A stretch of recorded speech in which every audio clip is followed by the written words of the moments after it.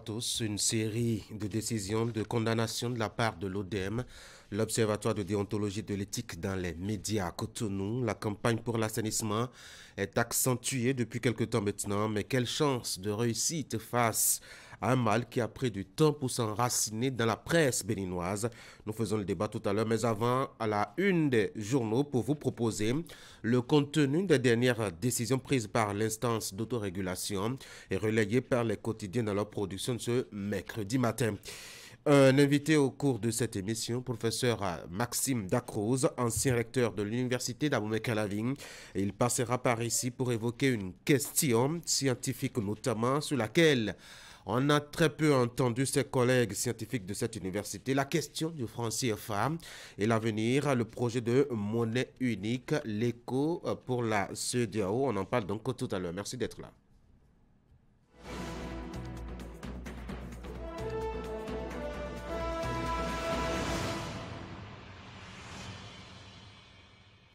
On va commencer la une des journaux par fraternité, contrôle de l'action du gouvernement.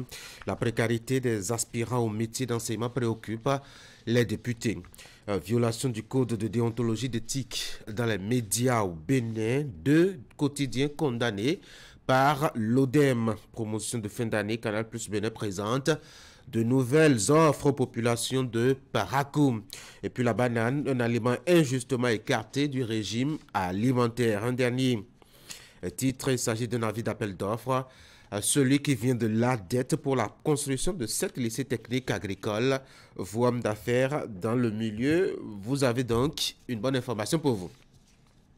Matin libre, condamné dans la nuit du 6 au 7 décembre 2021. Joël Aïvo, 2 ans maintenant que ça dure. L'autre quotidien vit des partis politiques. Pourquoi Eric Rondeté demeure le chef de file de l'opposition? Le matinal, mise en place du cadastre national, la collecte des données démarre à Cotonou. Nous apprend donc le journal Inclusion sociale des personnes handicapées vers la démystification de l'autisme holofofo. Bénin politique, ils veulent réviser la constitution, alerte donc le journal qui nous confie que le président béninois a multiplié les contacts ces derniers jours pour tenter de convaincre la classe politique de soutenir son projet. La nouvelle tribune, Bénin éthique et politique, dos à dos, a constaté le journal. Jack Pata, contrôle de l'action du gouvernement. Des questions au gouvernement, oui, mais des questions pertinentes, insiste et propose. Le journal Assemblée nationale, le gouvernement a attendu ce jour sur plusieurs questions, dont celle des AME, les aspirants au métier de l'enseignement. L'affiche du jour, Palais des gouverneurs, l'IPAL restitue ses études sur la modernisation de l'administration parlementaire. Et vous avez le non-respect, au sujet du non-respect du code de l'éthique et de la déontologie, l'ODEM qui a condamné 2 organes de presse. Nous apprenons donc le journal 2026. Nous sommes avec Nord-Sud Quotidien et une question. Et si Patrice Talon voulait rester? Et puis en manchette, le journal Québec à l'université Rennes 2, eh bien Fiacre Vijay nous a soutenu une thèse sur l'armée béninoise. Nous sommes avec Nassiara, maintenant coulisses politiques vers une loi pour retirer le parrainage aux députés et aux maires. Condamnation de Joël Aïvo le 6 décembre 2021. Déjà 2 ans de ce procès déchirant. Le potentiel faux dans les marchés publics, détournement, corruption et autres magouilles, ça vole toujours dans l'administration publique. Notre époque, conditions de construction et de gestion de Sofitel Marina Hotel SPA, le gouvernement en répond demain au Parlement. Dabarou, beurre de karité, processus de fabrication artisanale et vertu d'un fruit atypique. Et nous voici de retour à la une fraternité pour la deuxième lecture. Contrôle de l'action du gouvernement. La précarité des aspirants au métier d'enseignement préoccupe les députés. Violation du code de déontologie et de l'éthique dans les médias au Bénin. Et bien 2 quotidiens ont été condamnés par l'ODEM, l'instance d'autorégulation nous apprend. Fraternité, promotion de fin d'année, Canal Plus Bénin présente de nouvelles offres aux populations de Parakou. Deux titres pour finir rapidement.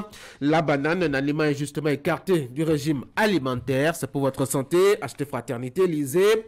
En quoi est-ce que ça pourrait vous intéresser? Avis d'appel d'offres de la dette pour la construction de 7 lycées techniques agricoles. Vous, hommes d'affaires dans le domaine, voici donc une belle opportunité pour vous. Ainsi donc, la une des quotidiens ce matin, on peut s'intéresser un peu à l'intérieur de la production de Fraternité ce matin et surtout cette information. Il n'y a que des directeurs de publication de quotidiens, notamment l'enquêteur et le pays émergent ont été condamnés. Vous allez à la page 6, vous constaterez que c'est pour violation du code d'éthique et de déontologie dans les médias du Bénin. Alors, quels sont les articles qui ont été malmenés par les confrères? Achetez donc le journal et informez-vous. On en parle d'ailleurs lors de nos débats tout à l'heure. Ce sera avec les débatteurs. On constatera cette offensive lancée par l'ODM pour l'assainissement dans le milieu. Mais est-ce que véritablement la bonne méthode? Est-ce que l'instance a les moyens aujourd'hui de reprendre du poil de la bête? On pose la question aux débatteurs tout à l'heure. Ils nous donneront leurs opinions. On va passer maintenant au bulletin de l'information avec Teddy Goudalot. Teddy, bonjour. Bonjour Tanguy, bonjour à toutes et à tous. Dans le bulletin que vous aurez à nous présenter, on aura les images de cet atelier-là de formation des points focaux communaux et des antennes départementales de l'Institut national de la femme installée dans le Septentrion. Les travaux ont démarré le lundi dans la ville de Parakou. C'est une rencontre de partage d'expériences qui marque le démarrage effectif des activités de l'INF dans le nord du Bénin. Et puis d'autres images aussi. Pendant ce temps, on se tourne vers le lycée Béanzin de Porto-Novo. Il n'y a que là-bas, l'association des anciens ballotés et béanzinois célèbre les meilleurs élèves. 170 apprenants ont reçu des prix de diverses natures. La célébration de l'excellence par l'association est à sa 2e édition au sein de l'établissement. Voici donc le bulletin de l'information.